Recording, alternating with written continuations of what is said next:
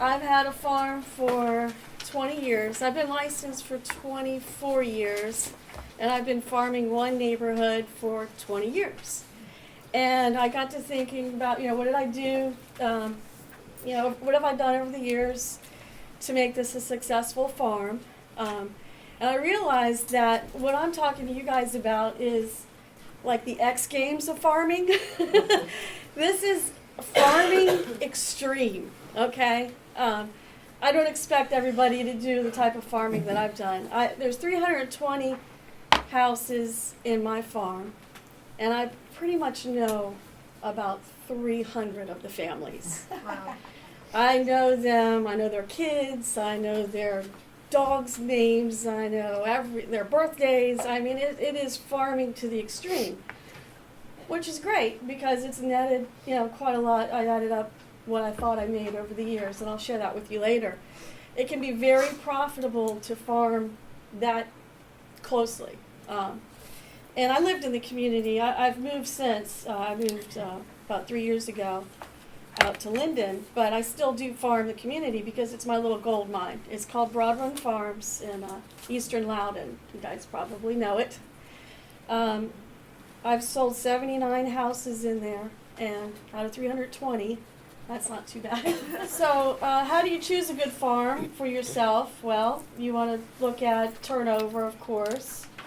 In my community that I chose, where I lived, there wasn't a whole lot of turnover, but it was interesting, and it still is this way. Folks will move from one house to another within the community because everybody loves living there. It's kind of a unique place. The price, you've got to be comfortable with this is the price point that you want to work in. You don't want to farm an area that you feel like is too high for you or for too low for you. Just it has to be a good fit. The neighborhood amenities, okay? Let's say you ride horses. You might want to consider a neighborhood that has some equestrian features, that you could be in line with the folks there as far as, what you all like. Lack of agent domination. And the story here, there was an agent by the name of Rosalie Mosier with Remax. I don't know if you all remember Rosalie.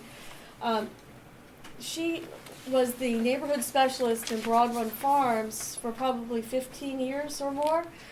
And so I didn't want, when I moved in there, out of professional courtesy, of course, I'm not going to start farming what she's established. It took her 15 to 20 years, farming.